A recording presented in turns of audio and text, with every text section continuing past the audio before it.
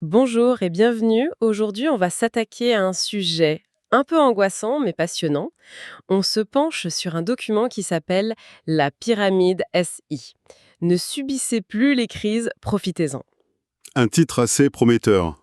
Oui, très prometteur. L'idée, c'est de décortiquer une stratégie pour transformer la peur des crashs en un vrai plan d'action. Comment passer d'investisseur qui subit à tacticien, quoi. Et avant même de commencer, je pense qu'il faut vraiment mettre un point d'honneur sur l'avertissement de l'auteur. C'est capital. Oui, absolument. Ce qu'on analyse ici, c'est un cadre de pensée. C'est purement pédagogique. En aucun cas, mais vraiment aucun cas, un conseil en investissement. On le répète jamais assez. Voilà. Les performances passées, ça ne garantit rien pour le futur, et chacun reste le seul maître à bord de ses décisions. On décortique le système, on ne donne pas de recommandations. C'est parfaitement clair. Et le point de départ de tout ça, c'est la question que tout le monde se pose. Et si, si tout s'effondre demain? Le document, au lieu de nous rassurer bêtement, il propose un plan pour faire de cette baisse une alliée. Allons voir comment cette pyramide est bâtie. Le document, il commence par un rappel un peu brutal, mais nécessaire.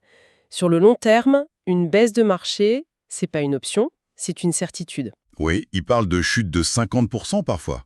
Des trucs qui peuvent durer 1 an, 2 ans, jusqu'à 5 ans, c'est long. Très long.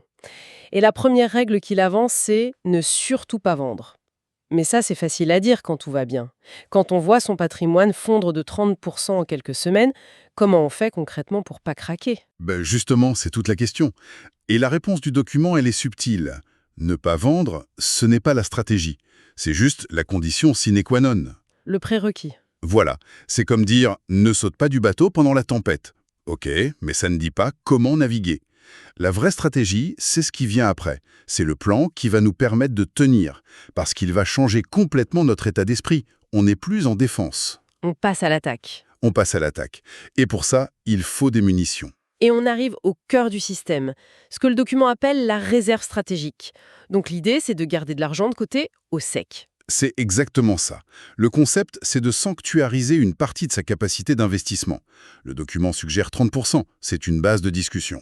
Adapté pour chacun, j'imagine. Bien sûr. Et cet argent, on le met sur un support liquide et surtout pas risqué. Un compte réglementé, un fonds monétaire. Un truc stable et accessible tout de suite. Attendez une seconde. Conserver 30% de son capital sur un support qui rapporte quasiment rien, ça ressemble à un frein énorme sur la performance, non? C'est une excellente objection. C'est la première chose qui vient à l'esprit. Parce que pendant que le marché monte, et c'est quand même la plupart du temps, cet argent, il dort, quoi. Le coût d'opportunité est colossal. Absolument. Mais il faut voir cette réserve différemment. Ce n'est pas de l'argent qui dort, c'est le prix d'une assurance. Une assurance. Oui, une assurance. Elle a un coût, c'est le manque à gagner pendant les hausses. Mais cette assurance, comme l'appelle le document, elle a un double effet. D'abord, un effet financier. Elle donne une puissance de feu incroyable quand tout est en solde, béplore. Et surtout, et c'est peut-être le plus important, un effet psychologique. C'est cette assurance mentale qui donne la sérénité pour ne pas vendre en panique les 70% qui, eux, sont en train de chuter. Sans ça, la tentation de tout couper serait immense. Je vois. Le coût de la réserve, c'est le prix à payer pour protéger toute la stratégie. Et soi-même. Ok. Alors, une fois qu'on a cette réserve, comment on l'utilise? On ne balance pas tout d'un coup à la première petite baisse. Surtout pas. Et c'est là qu'arrive le deuxième pilier, le réinvestissement pyramidal. Le mot pyramidal est la clé. C'est-à-dire? L'idée est d'investir des sommes de plus en plus grosses à mesure que le marché baisse. On n'essaye pas de deviner le point bas, c'est impossible. On réagit à la baisse de manière progressive et de plus en plus agressive. C'est un plan préparé à froid pour éviter les décisions prises sous le coup de l'émotion. Sans, On investit 10 euros. c'est presque rien, c'est symbolique. C'est symbolique, mais ça marque le début du plan. Ça change l'état d'esprit. Mhm. Ensuite, si on attend moins 20%, On ajoute 70 euros. Ça commence à devenir un peu plus significatif. voilà, et ça accélère. À moins 30%, on ajoute 130 euros. À moins 40%, 190 euros. À moins 50%, c'est 260 euros de plus. Et si vraiment l'apocalypse arrive à moins 60%, on tire la dernière cartouche, les 340 euros qui restent. Toute la réserve est alors déployée. C'est ça. Et ce plan mécanique, c'est ce qui transforme la fameuse citation de Warren Buffett. Soyez avides quand les autres sont craintifs. Exactement. Ça transforme cette philosophie en un algorithme qu'on peut exécuter. Parce que Tout le monde est d'accord avec Buffett en théorie, mais quand le marché est à moins 40% et que les infos crient à la fin du monde, notre cerveau nous hurle de vendre, pas d'être avide. Le plan, il court-circuite ça. Il nous force la main, en quelque sorte. Il nous oblige à suivre la stratégie qu'on a décidée quand on était calme et rationnel. C'est tout à fait ça. Je reviens sur l'exemple. Le premier investissement de 10 € à moins 10%. L'impact financier est nul. Quel est l'intérêt, au-delà du symbole? L'impact psychologique est immense. Il marque le passage de la passivité à l'action. On passe de « oh non, ça baisse » à « parfait, le plan se met en marche ». D'accord, c'est un déclencheur mental. Oui. Et en plus, c'est une excellente gestion du risque. On ne sait jamais si une baisse de 10% est une petite correction ou le début d'un crash. Le système nous fait engager plus de capital seulement quand l'opportunité devient statistiquement plus intéressante. C'est une bonne image, ça. L'irrigation en terrasse. Bon, tout ça, ça repose sur des conditions de base. Ce n'est clairement pas une stratégie pour tout le monde. Quels sont les prérequis absolus? Le document en liste 4 et ils sont non négociables. Premièrement, n'investir que de l'argent dont on n'aura pas besoin avant des années. C'est la base, mais là, c'est vital. Sinon, on est forcé de vendre au pire moment. Exactement. Deuxièmement, être patient. La remontée, ça peut prendre des années. Troisièmement, accepter que le marché puisse continuer de chuter après nos premiers achats. Le but n'est pas d'acheter au plus bas, c'est impossible. C'est d'acheter massivement dans la zone du plus bas. Et le dernier point? Le postulat de base. Croire que l'économie et les marchés finissent toujours par remonter sur le long terme. Si on ne croit pas à ça, de toute façon, l'investissement en action n'a aucun sens. Et à l'inverse, j'imagine qu'on peut en déduire les erreurs à ne surtout pas faire. Elles en sont le miroir direct. L'erreur numéro 1, tout investir sans filet de sécurité, se retrouver sans munitions. L'erreur 2, investir l'argent du quotidien. L'erreur 3, la plus classique, vendre dans la panique. Et enfin, la plus subtile. Changer de plan au milieu de la tempête pose souvent l'investissement programmé, le DCA, et le market timing. Oui, et c'est là que la stratégie devient vraiment complète.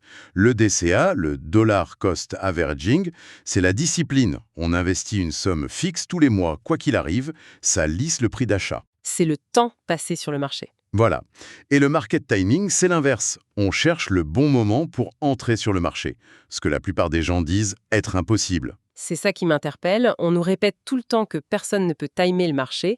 Est-ce qu'on ne retombe pas dans ce piège? C'est la nuance importante. Ce n'est pas du market timing prédictif. On n'essaye pas de deviner demain ça va baisser. D'accord. C'est du market timing réactif. Le plan se déclenche sur un fait spécifique.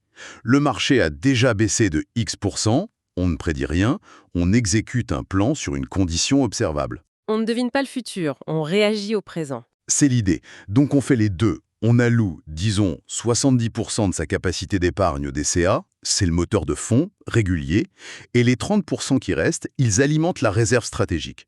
C'est le turbo qu'on active seulement dans les grandes descentes. Et l'impact de ce turbo peut être massif. Le document donne un exemple avec un DCA de 200 € par mois et une réserve de 6 000 €.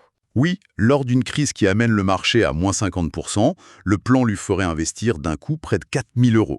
C'est l'équivalent de 20 mois de DCA, mais acheté à un prix cassé. L'accélération sur la performance est potentiellement énorme. Et ça neutralise l'ennemi numéro 1, c'est-à-dire nos propres émotions. Fini le stress de la hausse, le FOMO, parce que le DCA nous garde dans le jeu. Et fini la panique de la baisse, parce qu'on a un plan et des liquidités. C'est un système autant pour la performance financière que pour la sérénité psychologique, finalement. C'est le but. Une dernière question sur la mécanique. Le déploiement est clair. Mais une fois la crise passée, la réserve vidée, on est sans filet. On recommence à zéro pour la remplir? Non. Et c'est là que la boucle se boucle. Le document propose un plan de reconstitution de la réserve. C'est la pyramide inversée, en fait. Pendant la remontée? Pendant la remontée, oui, en 3 étapes. Étape 1. Quand le marché a regagné la moitié de ce qu'il a perdu, on vend un peu pour reconstituer un tiers de la réserve. On sécurise des gains. D'accord. Étape 2.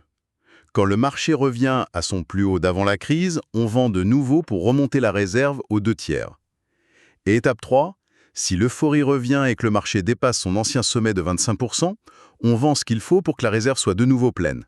Prête pour le prochain cycle. Prête pour le prochain cycle. C'est donc un cycle complet. Construire, déployer et reconstruire. C'est une vision très dynamique au final. Tout à fait. C'est une gestion active, mais basée sur des règles, pas sur des émotions. Et vendre pendant la hausse, c'est tout aussi dur psychologiquement qu'acheter pendant la baisse. Donc le plan aide aussi à ce moment-là. Il est essentiel. En résumé, Ce que propose ce document, la pyramide, c'est moins une formule magique qu'un cadre. Un cadre psychologique et opérationnel pour se préparer à l'inévitable. C'est ça, on ne cherche pas à éviter les crises, on cherche à les transformer en levier de performance. Avec 2 piliers, la réserve stratégique pour la puissance de feu. Et le plan pyramidal pour l'exécution disciplinée pour débrancher les émotions. La volatilité, qui est l'ennemi de l'investisseur non préparé, devient ici le carburant de la stratégie. Et ça nous laisse avec une réflexion intéressante. Cette stratégie, elle est pensée pour les marchés financiers. Mais cette philosophie de fond, se préparer à une crise pour en faire une opportunité, c'est fascinant. Quelle pourrait être notre réserve stratégique dans notre carrière ou dans nos projets personnels ? Quelle est cette poudre sèche qu'on pourrait mettre de côté, non pas par peur, mais pour avoir les moyens de saisir une opportunité qu'une crise ne manquera pas de créer ?